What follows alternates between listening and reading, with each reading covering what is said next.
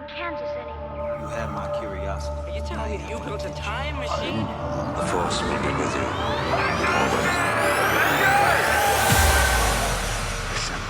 Hello and welcome back to the Get Real podcast, the podcast where we get real about all of our favourite pop culture films and TV shows. And with me, as always, is my boy wonder, my king of Atlantis, my orphan child who gets superpowers. It is Sam! And I'm also got my blue and pink hair in and my hyena ready to go because we're covering off the rest of the DCEU today, aren't we? There is. I knew there was one film that I was forgetting to reference, but you got the rest. We planned it perfectly, Chris. We had 4 movies in the first half and 4 movies in the second half. It's almost like it was planned. It was almost like we plan our podcast. Speaking of planned our podcast, I haven't thought about this podcast in like a week, and now I'm here about to record it. It's a good job I've seen these films. Yeah, definitely. I had to watch another Movies in Minutes again, but I was a bit disappointed that Birds of Prey wasn't on Movies in Minutes. However, we watched it quite recently, but I ended up just watching Cinema Sins for me to go through it. So my reminder of Birds of Prey is everything bad about Birds of Prey. So we wonder what sort of outlook Sam will have on this film. So we've covered Birds of Prey before, though, so... Yeah, so we don't need to talk about that one as much, but it's probably quite an interesting...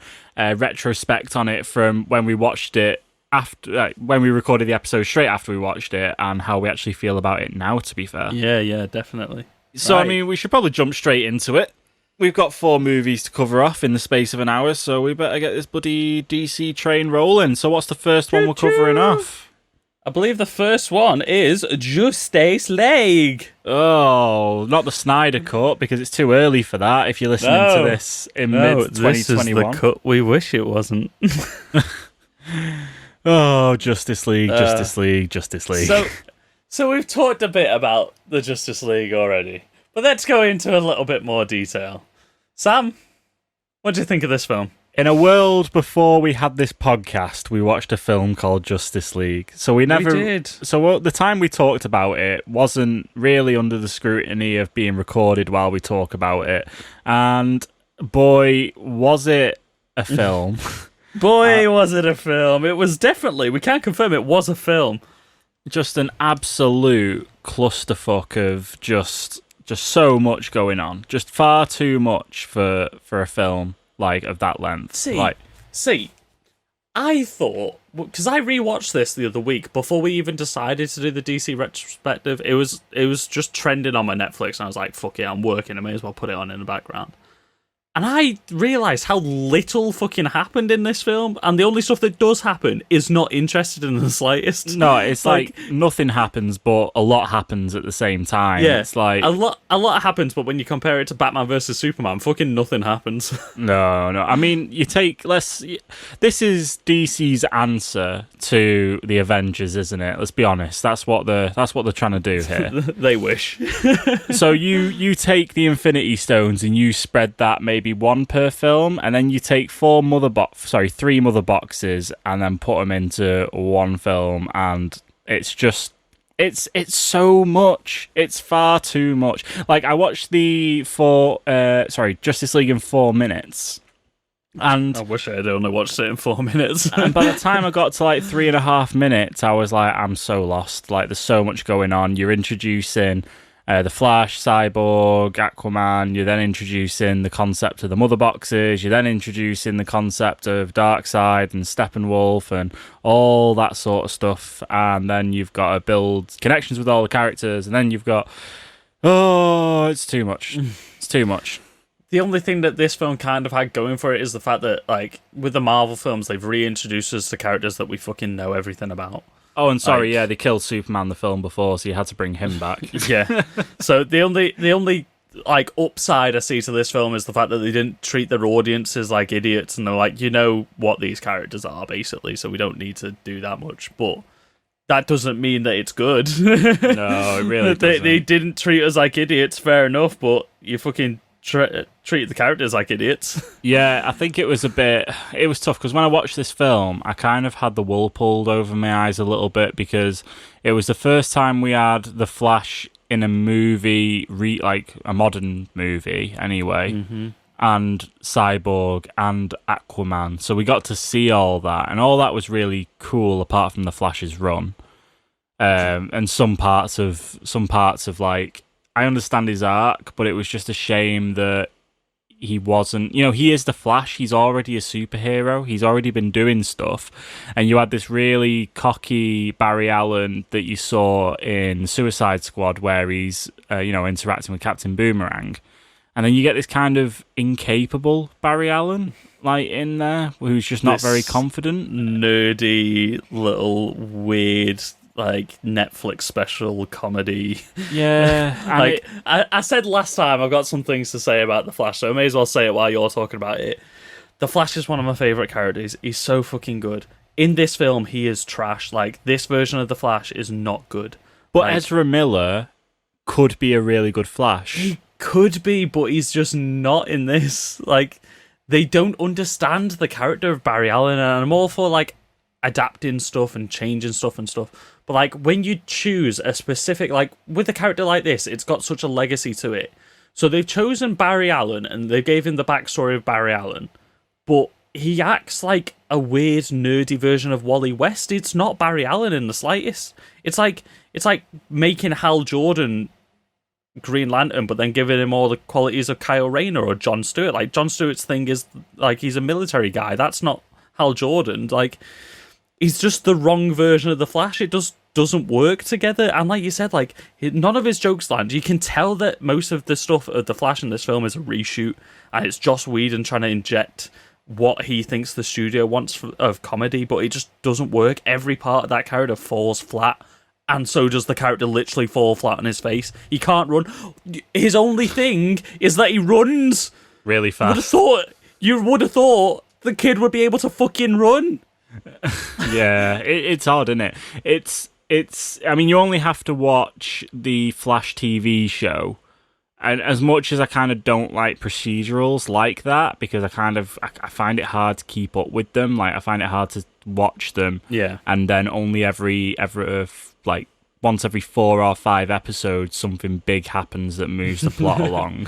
Yeah, but that's CW. Yeah, but you only have to watch that to see what the character of Barry Allen should be, and then what the character was that we got in Justice League. Like, the Flash TV show has wavered in quality drastically. The first season was one of the best seasons of television I think I've ever watched. It's fantastic, and it's fallen off, but the one thing that they've always managed to nail in that is the core cast. Like, the core cast works, and they understand the characters. Like, Barry Allen is Barry Allen, and he goddamn works. Yeah.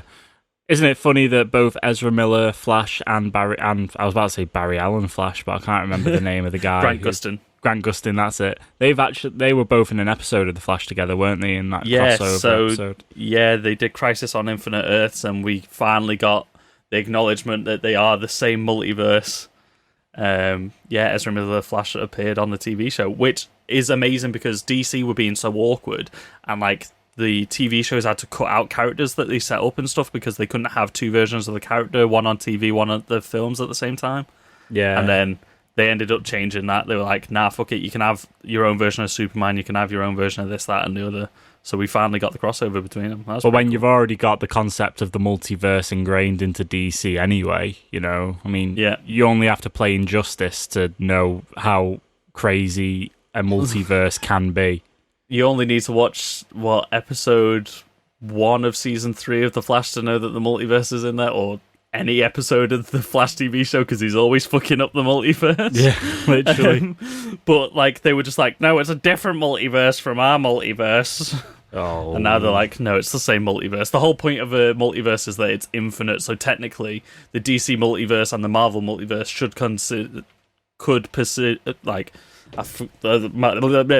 words are hard, guys.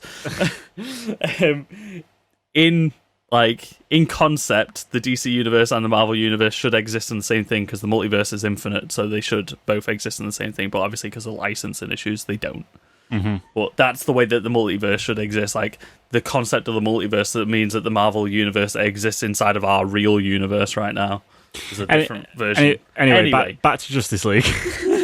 Anyway, aside from multiverses, do we reckon that there's going to be much difference? Because, much difference between the Snyder Cut and what we got in terms of the Flash and Aquaman and Cyborg? Because although what we see, it focuses a lot more on Superman, Wonder Woman, and Darkseid and the villains mainly. But I wonder how much more we'd get in the Snyderverse versus what we got in Justice League, and whether it amends any of that at all. Or I think we'll probably actually spend a bit more time liking the characters, and the characters actually having something to do other than just jump from set piece to set piece.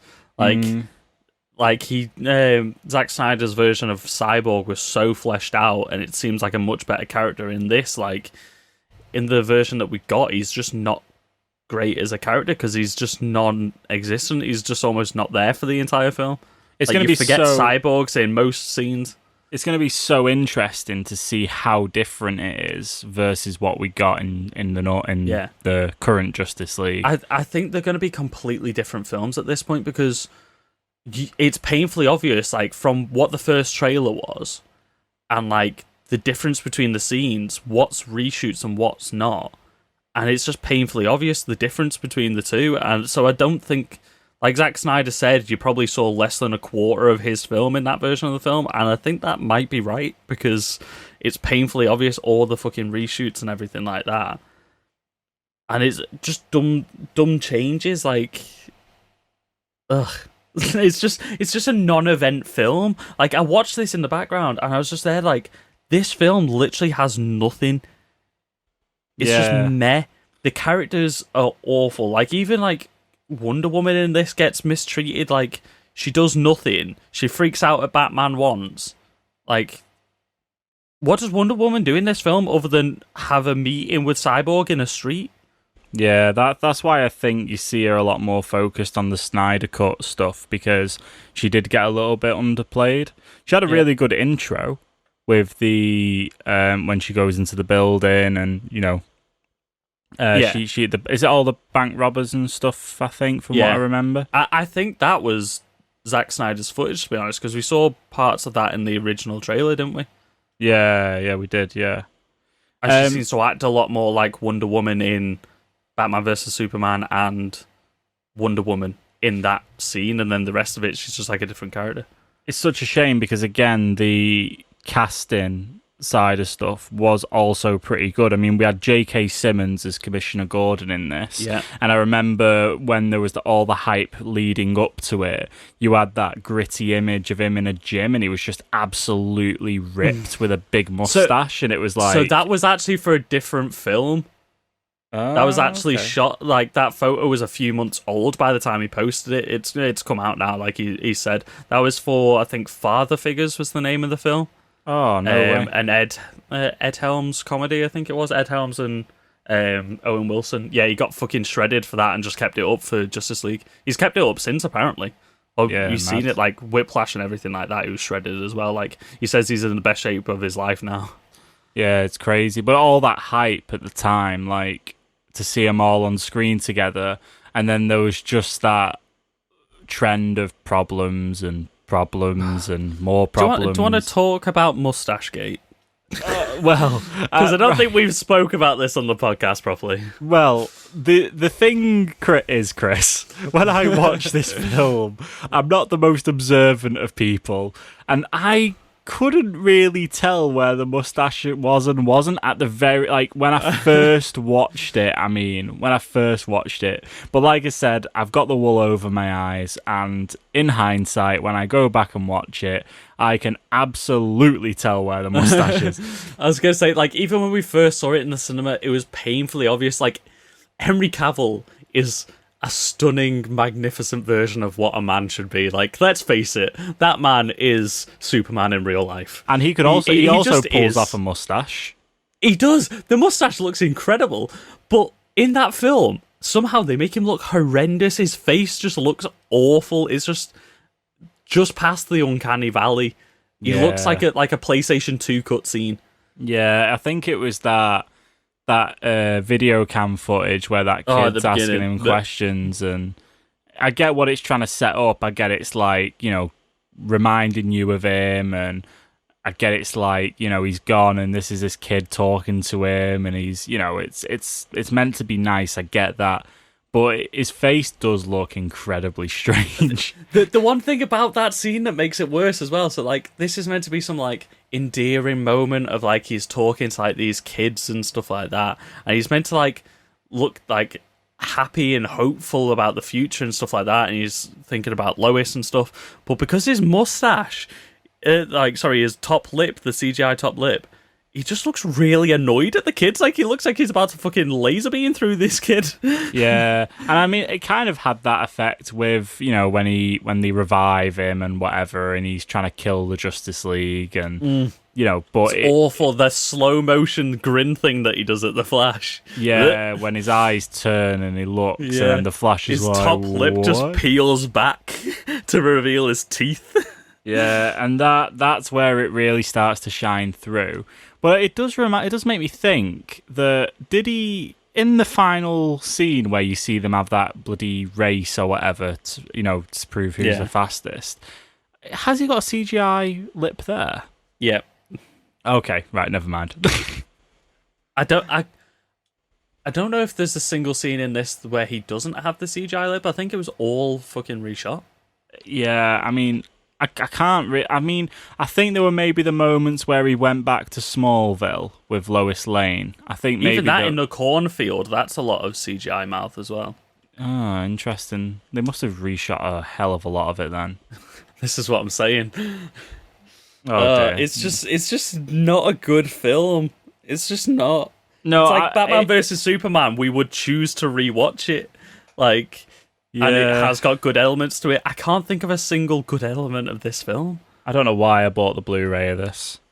I haven't. That goes to prove how much I don't like this film. It's a superhero film that I don't own a copy of. Even Suicide Squad, I have a copy of. When we spoke about the Snyder Cut, didn't I see whether this was open and whether it had been played again? Yeah, you hadn't opened it, had you? No, I had. I'd watched it once, I think. Oh, right. It had a little bit of laser burn on the disc, but that's not because I've been watching it loads. But yeah, you know what? The biggest issue is this film should have been so much more, and it should have had such more of a build up to it before it had come out. And unfortunately, it had no build up, and just it hadn't deserved it yet. DC didn't deserve to do the Justice film. DC didn't deserve to do the Justice League film yet. Do you know what they should have done? They should have done a Trinity film. They should have had Batman, Superman, and Wonder Woman following on from Dawn of Justice. Not have Superman die in that, and then have a Trinity film, and then like the stakes get too high, so they have to start building the team. Maybe this was meant to be two films or a trilogy anyway. So like I feel like this first one should have been just the Trinity, and then bring the Justice League into it. I mean, bring in one extra member, maybe bring in Aquaman because he was the most established character at that point. Yeah, I mean, I went back, obviously after I'd done this, I watched some refreshers on Aquaman and Shazam and stuff. Yeah, so, but why the hell they didn't put the Aquaman film before Justice League? I mean, obviously I know that they hadn't shot it yet, but that film does not matter whether it is before or after Justice League, although it is after Justice League. Yeah, so it's after Justice League, but because of the reshot scenes in this, it almost doesn't make sense because he's met Mira at this point and he's gone back down to Atlantis and stuff like that. So how does he not know who Mira is? How is that their first introduction when she meets him outside the pub with his dad? Yeah, because you've got it's weird, isn't it? Those films don't line up now because of the reshoots. Yeah, literally. But there we go. We'll get on to Aquaman. I don't think there's any more to talk about with Justice League. Nah. I think it was. I'll let you.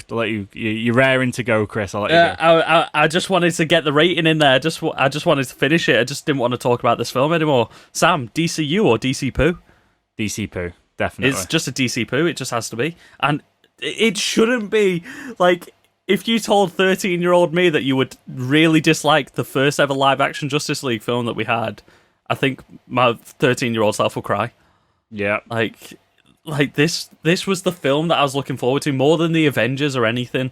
Was Justice League, because these are my heroes. These are the ones that I fucking like have so much connection to. And you know what? Just know. If you like Justice League and you like all the films, then more power to you. It's fine. You're wrong. It's fine. But It's fine. It's fine. You've got a questionable choice, but it's fine if you like it. We're not judging you. Look, I thought I couldn't tell the mustache was there on my first watch, and I thought it was cool after my first watch, and then I've grown to realise, and you might grow to realise too. I tell you, actually, I thought of one good thing in this film, which was the one thing that I liked leaving the cinema, was the flashback fight with the Amazons and everything like that. Just because we got, like, Zeus and fucking Green Lantern in the same shot, that's all I cared about. I thought you were about to say the credits. Didn't. That's the second best scene of the film. Oh, we also have to just reminisce on the fact that it set up Deathstroke at the end of this film. Oh, yeah, the fucking post-credits. Yeah. And bald Lex Luthor actually being Lex Luthor. Apparently that scene was, like, so much longer and it was before the credits. Like, I want to know what was in that scene now. Well, they're setting up a team, aren't they? Yeah, maybe they're setting up the Legion of Doom. Maybe a more true to form Killer Croc or King Shark comes out the water and fulfills all my crazy CGI animal dreams that I want. I don't want Joe more CGI villains. I don't want Joe Manganiello. It was the best casted as Deathstroke, and it seems like he's just been shoved to the side. Like he's basically said himself at this point, like he's not the character anymore. It's just done. Do you remember the Deathstroke footage that we got from the Batman, the Ben Affleck film that was going on? Well, it was test footage, wasn't it? So he was working with the casting to cast it and stuff like that, and Ben Affleck apparently shot it. No, it was Zack Snyder that shot it, wasn't it? With Ben Affleck as well. I have no idea, but that was such a moment of hype. That was like, come on, I'm so ready, and then we get Justice League, and it's like, what? Where did it all go wrong? Joe Manganiello. Like we keep saying, these films have got such good casting, and they just ruin it. No wonder like you can tell it's Warner Brothers' fault as well. Anyway, right, what's the next fucking film? Because I'm getting mad. I believe it is Aquaman. The next film. Is. I might be wrong. Hang on, one sec. It's Aquaman. Is it actually it's Aquaman? Not Aquaman. You fucking Philistines. It's Aquaman. So this film is more like it, innit? It's a lot. I think this film was DC's moment to put more trust in the directors, because you had James Wan do this. Yep. Renowned for doing horror films. And the Fast and the Furious franchise. Mm-hmm. But it gave a lot more trust to the directors, which we saw. Yep. And I just think it was DC's moment of thinking, right, we need to slow down. We need to do the standalone films. We need to nail them, and we just need to take it a lot slower. They rushed into Justice League. They know that. And I think that there was a good pace with Aquaman, where it wasn't worried about linking everything in to the rest of the DC universe. It wasn't worried about getting Wonder Woman in there, or Batman in there, or Superman in there, or... You know, it was just a good film, of great casting. I mean, you had William Dafoe in there as Vulko. You had Amber Heard as Mera. I know people are a bit mixed on that. But you had what's Orm? I'm blanking now. Amazing character. He's in Fargo. Amazing actor. Oh god! I'll let you search it while I carry on. And then you had remember Tamora Morrison as Aquaman's dad. Patrick Wilson, that's it. And then you had Nicole Kidman. Yes, as Atlanta. It really, really good. Like, I watched this film on my own, and it was one of those kinds of films where I really needed to take a pee break, and I couldn't find a good time to take a pee break. Yeah, this film like doesn't let up, does it? Like it's pretty much on the go all the time. Yeah, like it's got a good pace into it. It's got a good rhythm to it. Like it sets massively high stakes, and like you always forget how much goes on in this film. But it's interesting in a good way, because it all works. It's like a proper adventure film again. Well, the good thing about setting high stakes in a film like this is because it's in Atlantis and it's all underwater. It's not it's high stakes, but it's high stakes that doesn't have to interfere with the rest of everything that's going on. Exactly. It's localized. Like, a lot of people compare this to Black Panther because they came out the same year, and like it's sort of like a king of a unknown country type thing. It's hidden. I don't know if my stomach came through on the mic then, but Jesus Christ, that was loud. Leave it in the edit. Like, this is like a really good film. I think Black Panther's the better film out of the two, but like, this film is like a good adventure film. It's a fish out of water, pardon the pun. Like, but it just sets up so much, but it lands everything it tries to do, I feel. Like, the whole mystery with his mum, and setting up like what should be the most ridiculous costume we've ever seen in a superhero film, but that costume when he comes out at the end looks dope. The orange and green still looks dope. Jason Momoa can apparently pull off anything. Like, Black Manta is cool. Like, oh yeah, and we got Black true Manta's to form in this. Black Manta. Yeah. What's the guy's name that plays Black Manta? Because he's the only guy that we haven't named at this point. I'm pulling it up so I don't butcher it. Is Yahya Abdul Mateen II. Not the first, the second. Candyman himself. And he was very much a true to form Black Manta in this. I really definitely. liked the costume. It was just ridiculously exactly how I wanted it. Yeah, like, you even see, like, an older model that he worked on first, didn't he? Yeah. And, like, that's, like, the classic Black Manta with, like, the tubes and everything, and then, like, it's a bit more of a sleeker, but it just works. It's still ridiculous. It's still, like, got a big old bloody eyeball face thing, but... Yeah, but, like, when those lasers hit, they, like, hit. Oh, yeah. Hit! I remember them firing them at the bell tower for the first time in the cinema, and I was just there, like... Shit. Yeah, he gets a cool intro as well. Like, I know obviously, you know, you get he's at the beginning, but once he appears as Black Manta, it's a cool intro. Yeah. He's pretty cool. This film's just packed. Like, we were talking about stakes before. There's like so much, like all the, like, you get the fishermen, you get all the different parts of Atlantis from, you know, Seven the Kingdoms. Yeah, you get the trench, the crusty people, all sorts of stuff. The crusty people. I can't remember what they're called. The crab people. And Yeah, I can't remember what they're called. Yeah, the crab crustacean people. The crusty people. the crusty people. Welcome to the Krusty Krab. We're the crusty people. And it does costumes really well. Like, all the Atlantis stuff looks really cool. The only thing that was a bit janky, that was like a bit weird to watch, like going back, was all the hair animations underwater. Yeah, they look great, but it's noticeable, isn't it? Like, it's a little bit too feathered. Yeah, and I mean, you've got to give credit that you've done a film that's meant to be shot entirely underwater. Yeah, which does look awesome. Looks so really it was good. pretty cool how they did it as well. So instead of like filming in water tanks all the time, because like that would just be impractical and you couldn't deliver your lines of dialogue, you'd have to pretend to talk underwater and stuff like that. So they shot it all on like obviously green screen sets and stuff. So then they had to, in each scene, like paint out the hair and then reconstruct like the head and the hair animated. Like, it's not even like they went around wearing like the bald caps, like motion tracker things. Like, they just had the hair and they just had to re-edit all the hair. Oh god, that what a work! And then you've got to imagine being that CGI artist. I know, but then you've got to create the world of Atlantis, and then you've got to do all the other stuff as well. And visually, this film was just stunning. Like, I can't think of a single set piece that wasn't like epic and looked great. Yeah, because even the moment where they go to that, you know, the core of the earth or whatever, and then there's that big mythical monster that talks to Aquaman about. Oh, you mean Mary Poppins? What? That was so. This film came out the same year as Mary Poppins Returns. Came out in 2018, and the voice of the Kraken creature thing was actually the original Mary Poppins.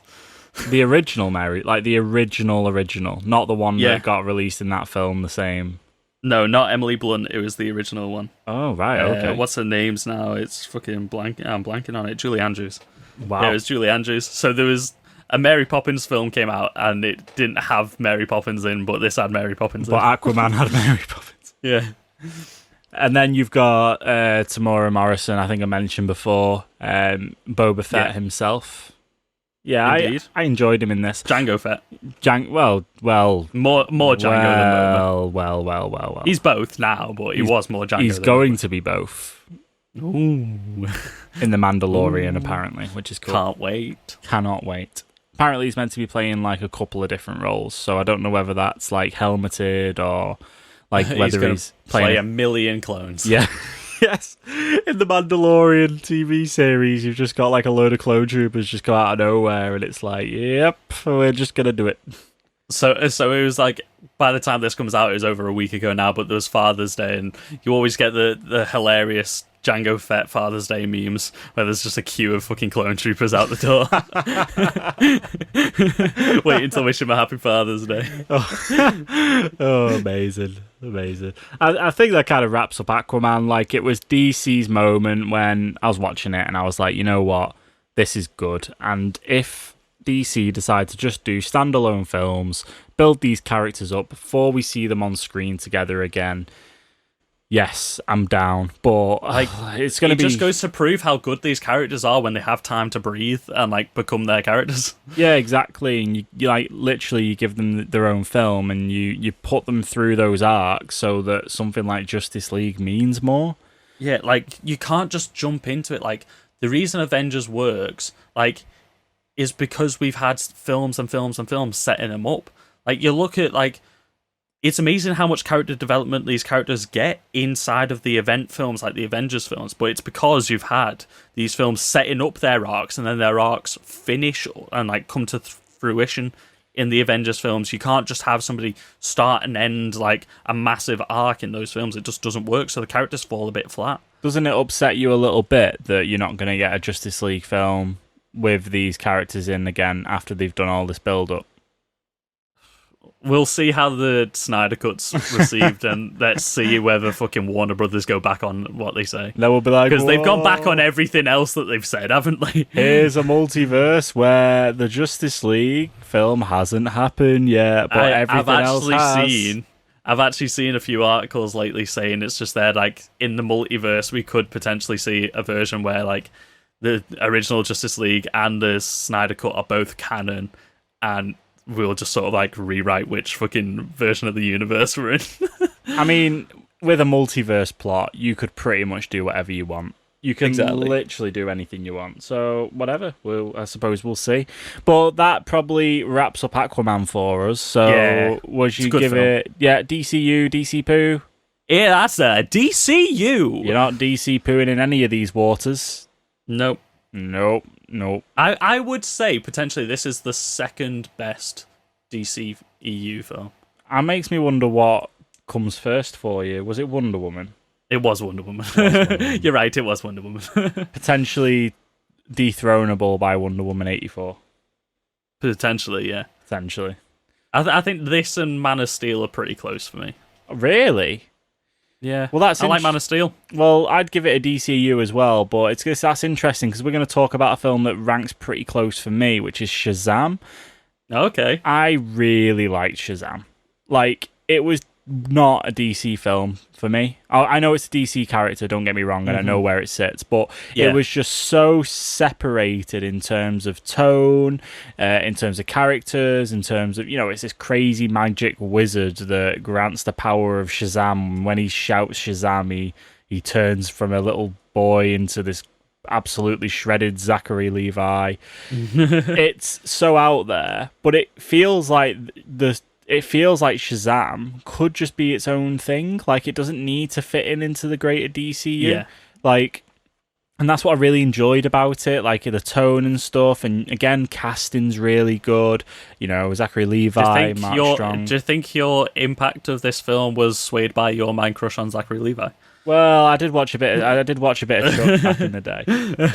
But however, he was just all over like the marketing and stuff for this. Yeah. Like, it was just such a charming film when it came out, and it was just, you know what, you could see where it was going from a mile off. You know what I mean? Like, it's not the most unpredictable of films. There were still surprises. Like, I was still surprised that at the end they did like the whole Shazam family. Like, I wasn't expecting them all to get powers. I thought they would be involved in the final act in some way, but wasn't expecting them all to get the powers. I thought, nah, that's a bit too crazy for the first Shazam film. We didn't get a big tiger though. We didn't get a big tiger. No. If you don't know, there's a big tiger that also appears in the Shazam film. We did get a talking fucking centipede at the end. Yeah, and well, yeah, that's very out there. But that is very out there. Like, you got really cool little aspects in this of like where they go to that realm where they open the doors and there's all these like alternative things going on, and yeah. There's like dogs playing poker or something through one of them. It's like, where wasn't it crocodile people playing poker? Yeah, it was. Yeah, it was or something like that. And it's just so wild, but it's so like, I don't know. Like, Mark Strong as a villain's really good, and I don't think what's his name? Doctor. Oh, Shiva. Was it? No, it's not Dr. Shiva. It's oh god.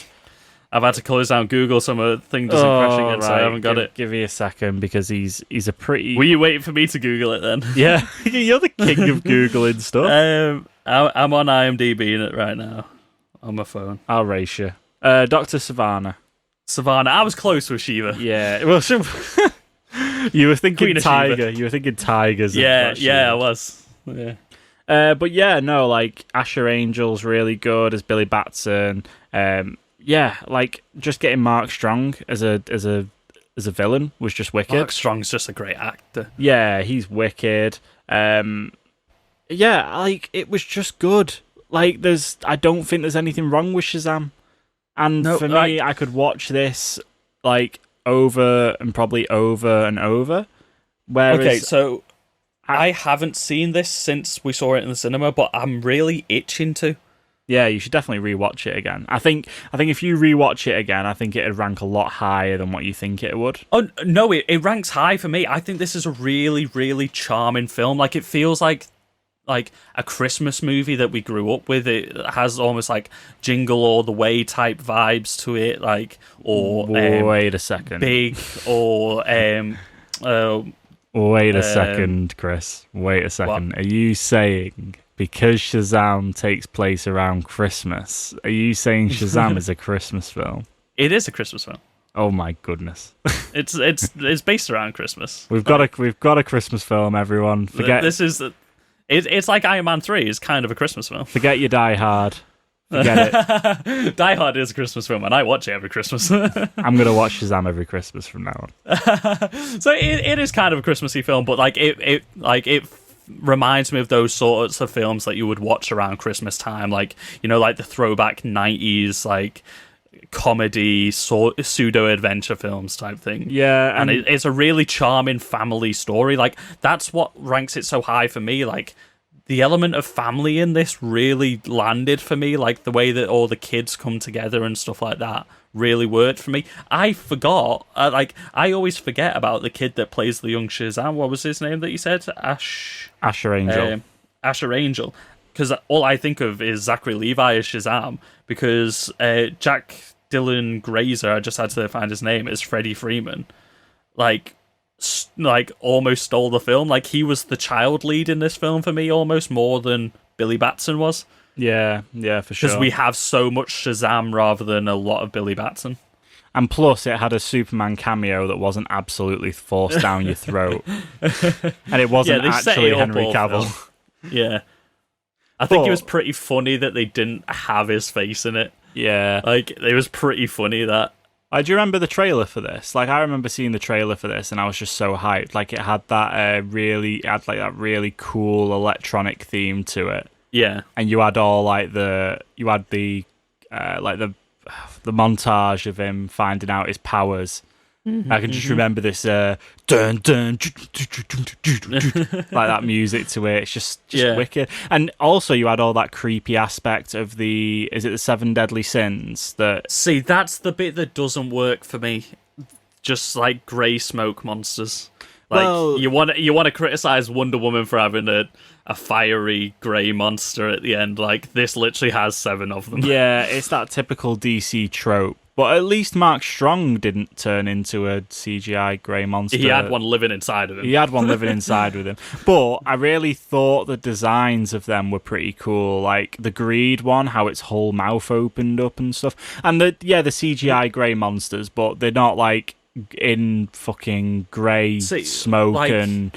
Like, you get to see them, at least. Yeah, when you see them in the boardroom, they look really cool, because you actually get to see them properly, but then, like, in the final fight, you hardly see them, and, like, they're just sort of, like, puffy smoke things while they're fighting them, aren't they? But it's if you're going to do a grey CGI monster, I think that's where you do it right, because, like, the trend with that and the DC films is, this is going to be a thing. This has got to be, like, I've got to find a thumbnail with just loads of grey CGI monsters on it or something. But... it's like with Wonder Woman, with Batman versus Superman, with Justice League. The problem that you've got is not only do you have a big grey CGI monster, you're also putting them in a smoky grey or red CGI moment where there's just things move very fast, but it's that things aren't actually moving very fast. It gives you the illusion of things moving fast. It's all that like zooming out and that really far. There's like loads of wide shots all the time, isn't there? And with the 7 Deadly Sins in there, look at me defending Shazam here, like it's my favourite film ever. What I'm saying is that you don't have that. Like you have them in that fairground where they're just on one-on-one, and you're not. The fairground doesn't become engulfed with smoke and. It's just as though they're just having a fight, but they're just a grey CGI smoky monster. It's. I think you get what I'm trying to say. I just think it's a better way of doing it. It is definitely more interesting. Like, I just wish the design of him was a little bit better. Like when we see him in the boardroom, maybe just a bit of colour, or don't have him be quite as smoky, like give him more of a physical form more often and stuff like that, I guess. I don't know. I really like the rest of the film. It's literally just like the little bit of the fight with him is a little bit off for me. But like, again, it's about characters in this film. Like, it just works. It's a great like comedy action film leading up to like that final fight. And the final fight is still great because you get the whole Shazam family, or the Marvel family, I guess. Yeah. I don't know how you want to Captain Marvel, specify him. Shazam. Yeah. And I really like that. I like the fact that they went full comic book with it at the end. It was just like, right, okay, we know what we're doing.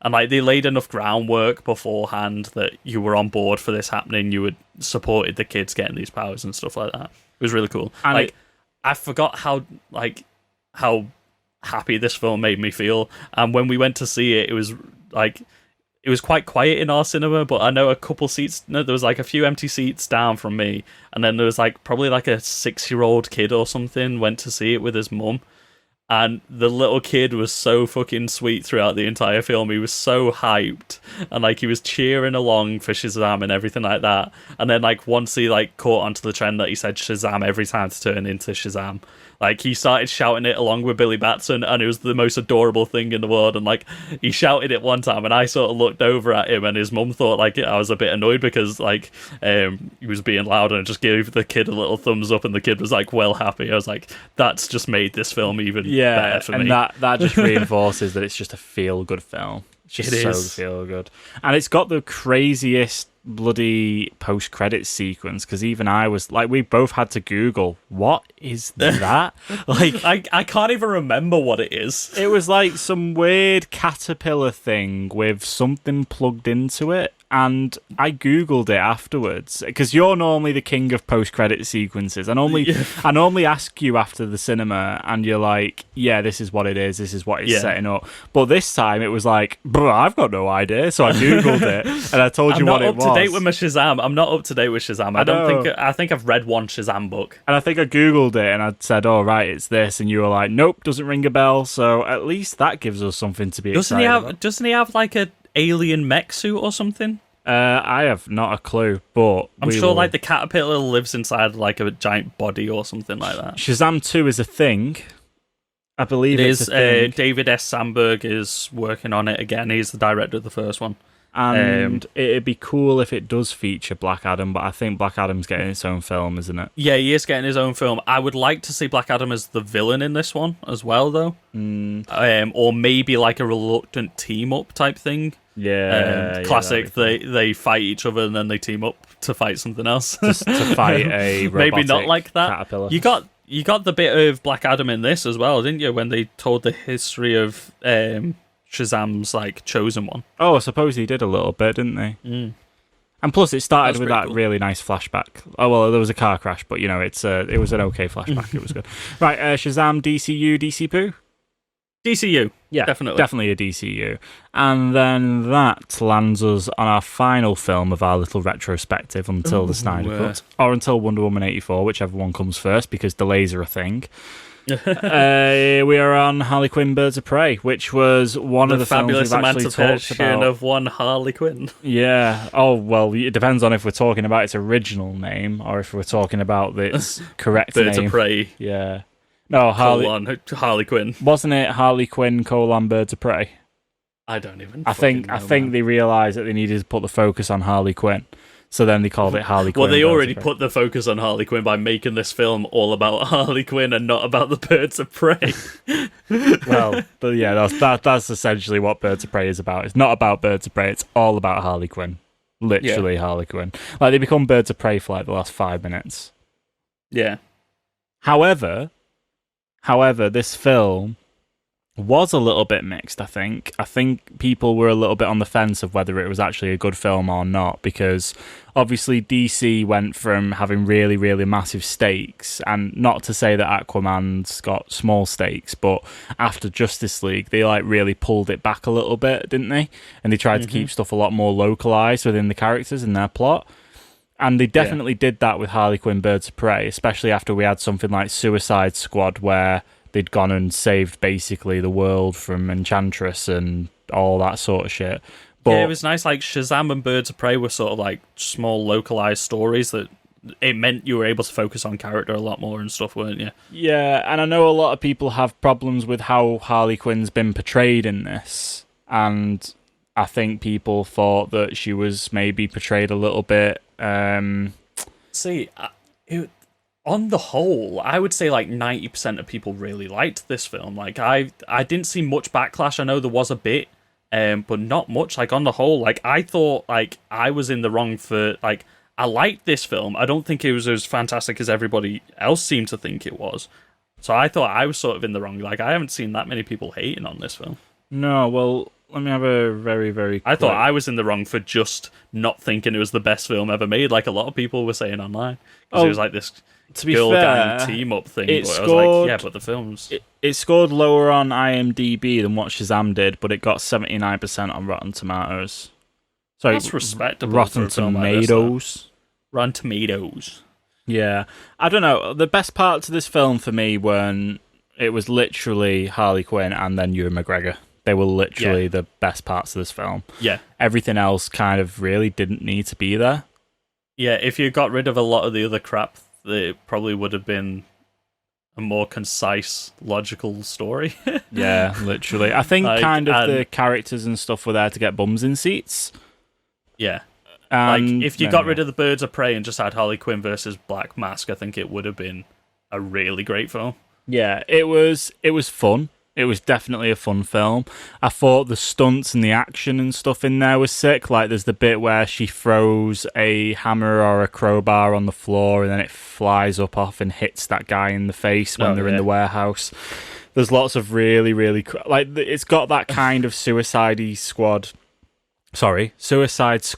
feel to it. Suicide Squad-y. It's got those flash-ups and it says what their...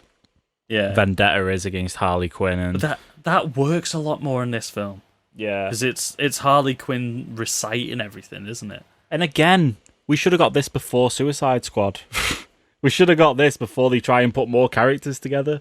They should have just not done Suicide Squad, is what they should have done. Not that version of Suicide Squad, anyway. I feel like if you had this, and this be the first time you really confirm the Joker, or you get a little bit more of the Joker in the DC universe, like, you kind of hold the Joker back as almost like, and not to say it wouldn't be Darkseid, but you hold him back like he's your Thanos in a way. Like you treat him like that. And you build him up for all the Gotham-based. Yeah, like if in Batman versus Superman we saw that he'd killed Robin, and then you get a little bit of him in this, you get like, well, I mean the mood's very different, but it just build up, and it'd probably have more of an impact, even if it was as out there as the Jared Leto Joker. It's just you've got time to build yourself up to it, haven't you? Rather than just bam, this is it. I think the characterization of Harley Quinn in this film was like, it sat a lot better with me than the Suicide Squad one. So the Suicide Squad one, clearly she was the standout from that film, and she was great. Margot Robbie was fantastic, but this version felt more like the version of Harley Quinn that I'm liking. Like it's the version of Harley Quinn that we have at the moment in the comic books and stuff. Yeah, it was like it was pulled the out. pastel pop, like it's the Deadpool thing. Yeah, is what she's doing. Yeah. She's like pulled out of that new animated series that they had. Yeah, which is really out there. Like, whoa. Like, for an animated series, there is some serious issues in that.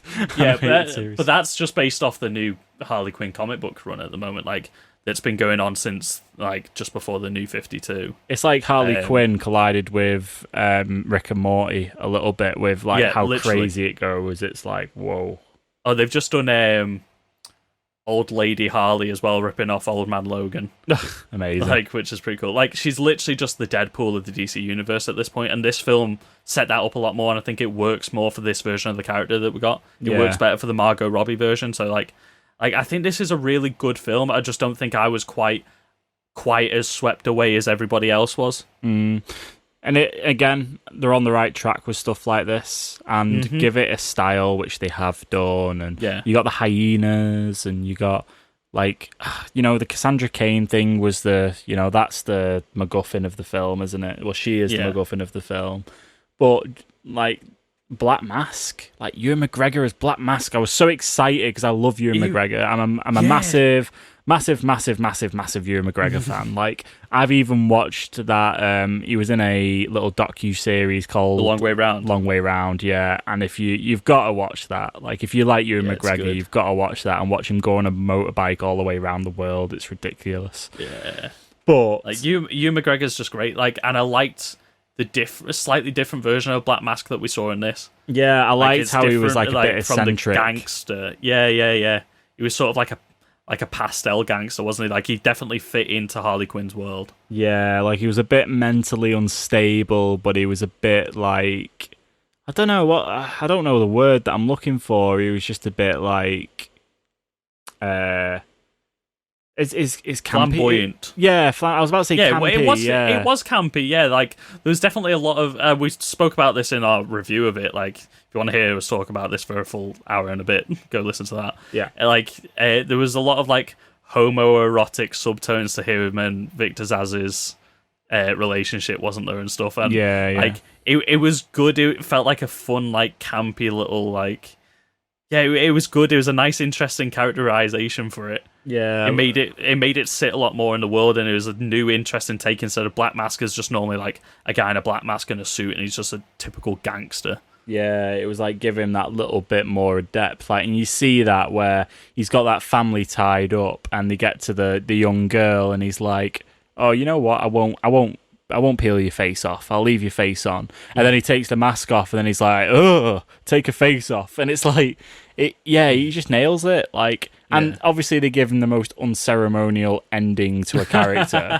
But you know what? I wouldn't have expected. Well, I wasn't expecting it in the cinema, but I wouldn't expect anything less, knowing what this film was about now. Yeah, in retrospect, like, it works. Like, I almost forgot that happened for a minute because it's just so matter of fact and so blunt. It's just there, like, oh, he's exploded into a million pieces. Okay, goodbye, good night. It's interesting where it leaves off Harley Quinn, though, because it leaves her off kind of as part of the Birds of Prey a little bit, doesn't it?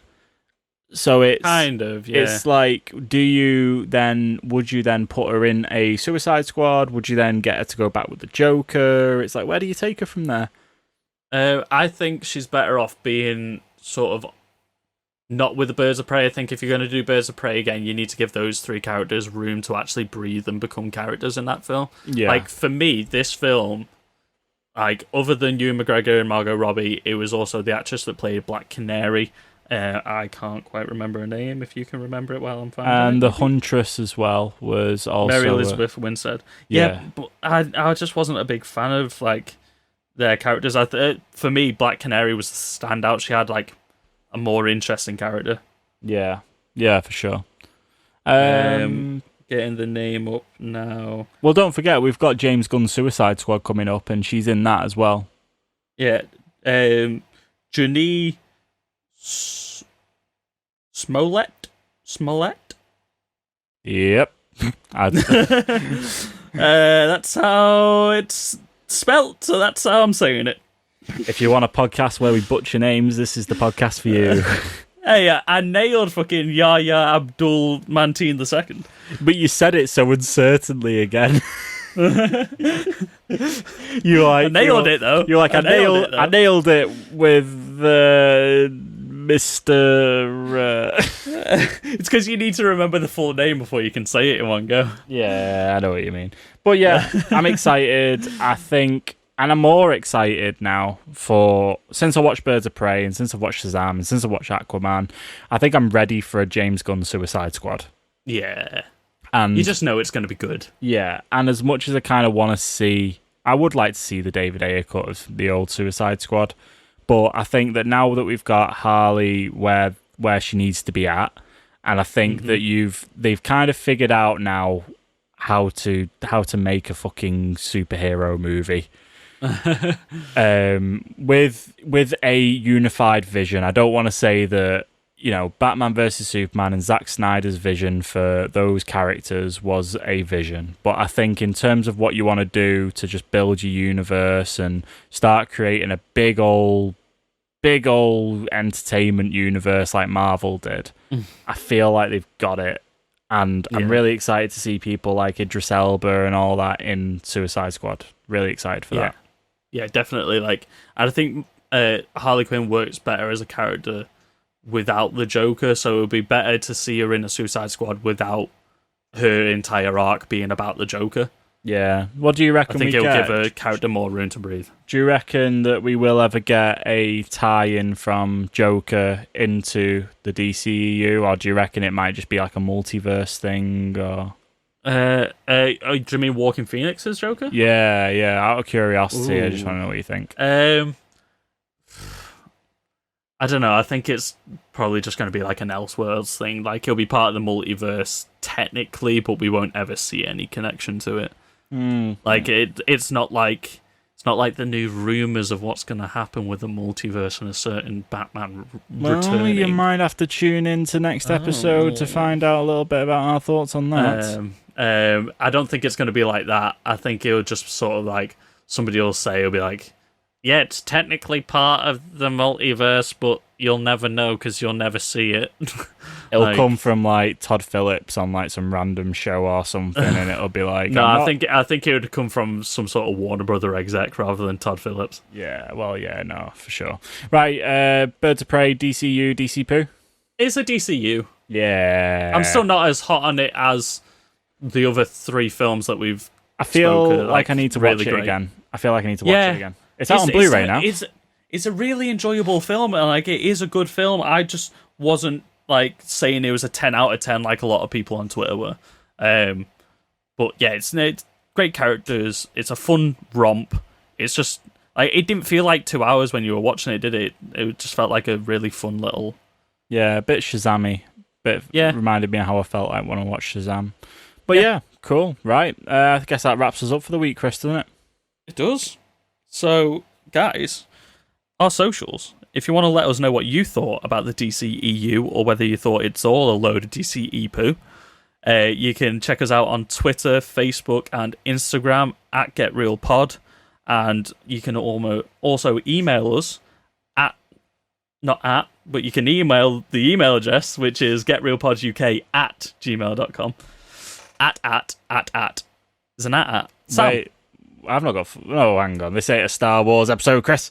We've done so much Star Wars. We don't need to do any more Star Wars. It's just ats on the brain. But if you do like Star Wars, we did a lot of Star Wars episodes last month while we were locked down with a couple of lovely guests from a fellow podcast. But anyway, they were good episodes. They were good. They were very good episodes. And if you love people going through films literally scene by scene, oh my god, did we go through scene by scene? Imagine if we had done that with all 4 of these films, we'd be here until the last film of every trilogy, and then we didn't have time to. No, we were like, just blitz it, get it done, get on to the next trilogy. Anyway, be sure to support the podcast by leaving us a favourite, review. Apparently, Podchaser's really good for that. So if you have a Podchaser account, head over, leave us a rating review on there, or just wherever you get your podcasts, Apple Music, Spotify, anything like that. Share us with a mate because we'd love for get more listeners and stuff like that, and more people to engage with us on socials. It'd be great. But other than that, yeah, thank you very much for listening. We'll catch you next time. See ya. Bye now. You know what? I think we should have been a bit harsher on Justice League. I think instead of calling it DCE poo, it should have been DCE shite or something like that. Just get a bit explicit with it.